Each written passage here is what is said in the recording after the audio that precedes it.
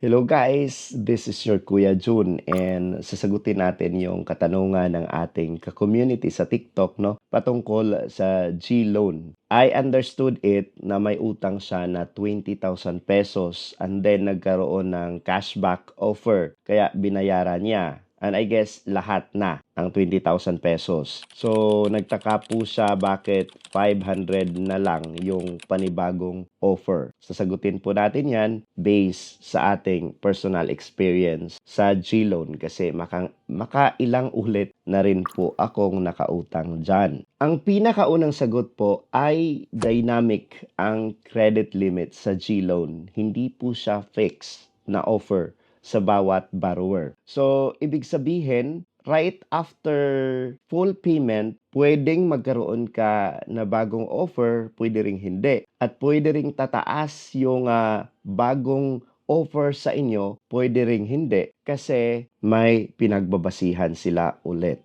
Pinagbabasihan nila yung usage natin, of course, sa GCash kasi nag-update naman from time to time yung mga G-score natin. Ang risk factor natin, hindi lang sa GCash, hindi lang sa behavior natin kung paano natin binayaran yung mga utang natin sa loob ng GCash. So, kundi yung mga outside na utang din natin, of course, nasisilip nila yan. So, ngayon magkakaroon ng panibagong system evaluation. Kaya, yun ang isa sa reason bakit po bumaba ang offer from 20,000 pesos to 500. Ang pangalawang rason po na dapat nating intindihin na ang early repayment ay hindi siya equivalent to increase in credit limit sa next loan natin. So, hindi siya ganon. Hindi po siya automatic increase. And minsan, bitag yung mga promo, like yung mga cashback, matatag ng system na promo-driven behavior. So, nagbayad ka lang because of cashback, which is sila naman ang nagbigay, no? Kaya minsan nakakalito. Pero, minsan yung mga ganon, yung mga promo-driven behavior ay hindi siya good pagdating sa ating credit score.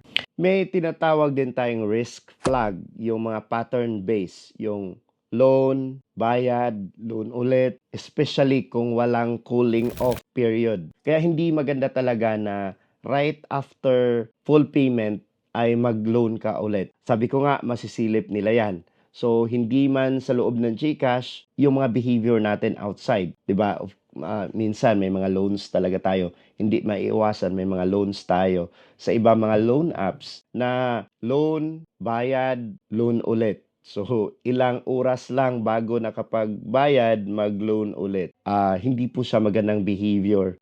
Pangit po siya. Nagbibigay siya ng bad signal sa atin, no? So, especially sa mga loan app talaga, tulad ng G-Loan, na tinitingnan nila yung ating payment behavior. So, yun po yung mga possible reasons, no? Of course, hindi po yan absolute, but based on experience, yan po ang possible reason bakit bumaba ang offer nyo po sa G-Loan. In my case, hindi maganda na mag-early payment talaga. Sa akin, halo-halong mga ano na yon, halo-halong factors, pero yung pinaka naisip ko una, may mga late payments ako sa G-Loan before. And then, towards the end of my term or contract, so nag-early payment ako 3 months in advance. So, after nun, kung iisipin natin as a borrower, okay. Kasi nag-advance nga ako ng bayad. But, yung nangyari sa akin, wala akong offer na bago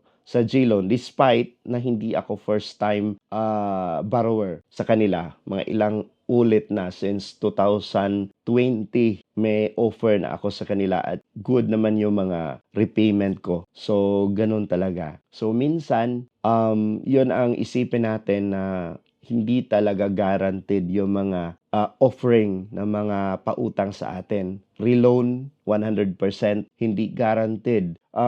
Especially, kasi may mga kausap ako sa TikTok, sa community natin, no? Na yun po ang last money nila. And especially, kung nakalaan yun sa minsan sa mga basic needs, for example, gamot, maintenance, no? And then may due. So isipin nila na ibayad muna nila ito sa due nila, and then right after re-reloan sila. Huwag po na ganon. Kasi hindi guaranteed ang reloan. For example, nagbayad ka sa isang loan app, no, hindi lang sa G-Loan, and then expected mo na makareloan ka kasi need mo talaga yung money. Pero baka madismaya ka because hindi ka makapag-reloan ulit. So, yung friendly advice ko bilang kuya sa inyo, kung may gano'n na pagkakataon na especially ang pinag-usapan natin is buhay natin, no? Buhay ng kapamilya natin, gamot, maintenance na kailangan talaga, huwag huwag ibaka sakali, no? No, huwag na lang magbayad muna kung 'yun ang sitwasyon. Unahin po yung pinaka-importante kasi wala pong guaranteed na maka-reloan talaga tayo sa mga loan app na talagang suki na tayo, no? 'Yun na ang ginagamit natin.